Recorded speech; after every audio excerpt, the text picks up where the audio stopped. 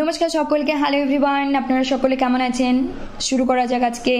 আজকে আমরা আলোচনা করব রিসার্চ অ্যাপটিটিউডের সিলেবাস, মানে হচ্ছে ইউজিসি নেটের সিলেবাস। তার মধ্যে একটা সেকেন্ড ইউনিট হলো রিসার্চ অ্যাপটিটিউড। তার ভেতরে কী কী বিষয়বস্তু আছে সিলেবাসকে ডিকোড করব, অ্যান্ড ইন ফিউচার আমরা একটা একটা করে টপিক ধরে আলোচনা করব।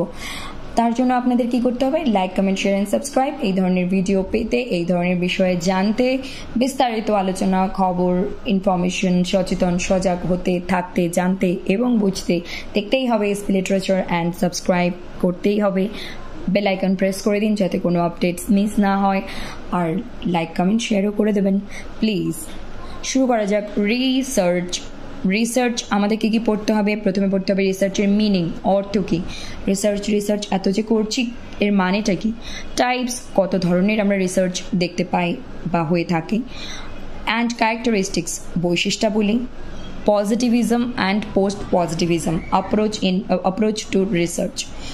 পজিটিভিজম অ্যান্ড পোস্ট পজিটিভিজম নিয়ে আমি একটা সুন্দর ভিডিও বানিয়েছিলাম, অনেকটা হয়েছিল। তারপর আমি আমার এফবি অ্যাকাউন্টটা অফ করে দিই। তারপর মানে একটা প্রফেশনাল পেজ একটা অন করেছিলাম আমি, বেশ মাস দুয়েক কন্টিনিউ করে আমি আবার অফ করে দিই। তো ইন ফিউচার যদি আরও ওপেন করি সেটা আমি ইনফর্ম করে দেব। কিন্তু বেশ ভালো মানে রেসপন্স আসছিল, 200 অ্যাবাভ ভিউজ হয়েছিল জাস্ট কয়েকদিনেই। বাই দ্য ওয়ে, এখন আমরা চলে যাচ্ছি পরের বিষয়ে। এখানে আমি ডিটেলস এগুলো বলবো না, যেহেতু এগুলো আমাদের আলাদা করে পড়তে হবে আজকে, যেহেতু সিলেবাস আমাদের ডিউ আছে, কভার হয়নি পুরোটা। দেখা যাক কতটা করতে পারি আজকে। নেক্সট থাকছে মেথডস অফ রিসার্চ, পদ্ধতি কত ধরনের আছে। এক্সপেরিমেন্টাল, একটা এক্সপেরিমেন্ট করা। ডেসক্রিপটিভ, বর্ণনামূলক, হিস্টোরিক্যাল না ঐতিহাসিকভাবে আমরা যেটা বলে থাকি। কোয়ান্টিটেটিভ, সংখ্যাগত, আর কোয়ালিটেটিভ গুণগত মান, সংখ্যাগত মান। এর পদ্ধতি মানে কোনটা আমরা কোন পদ্ধতি অ্যাপ্লাই করি কোন রিসার্চের ক্ষেত্রে। স্টেপস অফ রিসার্চের কতগুলো ধাপ আছে, এগুলো থেকে প্রশ্ন বরাবরই আসে। তারপর thesis and article writing, thesis কি, আর্টিকেল কি। Format and styles of referencing, যেটা আমি এই যে 2024 জুনে যে কোয়েশ্চেন পেপারটার কথা আমি বারবার বলি, সেটা আমি পুরোটাই কভার করেছি। আর মাত্র 7-6টা ভিডিও দিয়ে দিলেই কমপ্লিট হয়ে যায়। আমি জানি না গত দিন ভিডিও একটা আমি কোয়েশ্চেন আনসারে দিয়েছি, কেন ভিউজ হচ্ছে না বা কেন দেখছে না, হয়তো তাদের রেডি আছে বা ভালো লাগেনি বা যাই হোক আমি বুঝতে পারছি না। কিন্তু আমার চেষ্টা থেকেছে যে আমি একটা পেপার যখন হাতের কাছে অফলাইন মোডে পেয়েছি সেটাকে A to Z আলোচনা করেই দিই। তো সেটা আমার রেডি আছে। তো যদিও আমার আর কি এখন আমি সিলেবাস ডিকোড করছি, কিন্তু আমি ওই সেই 6টা বা 7টা যে ডিউ আছে সেটাকেও কভার করেই রাখবো।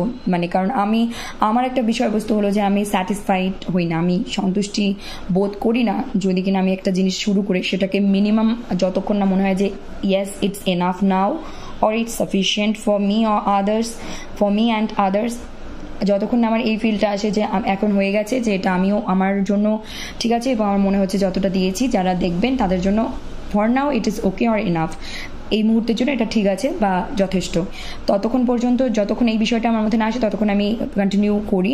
এবং আমার এই শুধু ভিউয়ের জন্য নয়, শুধু সাবস্ক্রাইব অ্যান্ড লাইক কমেন্টের জন্য নয়, শুধু কারণ বিষয় যেগুলো দিচ্ছি একটা ভবিষ্যতে আমি একটা প্লে লিস্ট বানিয়েও দেবো। একটা না, মানে শর্ট সিরিজ হোক, লং ভিডিও সিরিজ হোক, যেটা ভিডিও যে টপিক অনুযায়ী আছে সেই অনুযায়ী আমি কিন্তু একের অধিক প্লে লিস্ট বানিয়ে দেবো, যাতে করে যে ক্লিক করবে সে পরপর ওই ভিডিওগুলো পাবে, খুঁজে বের করতে সুবিধা হবে।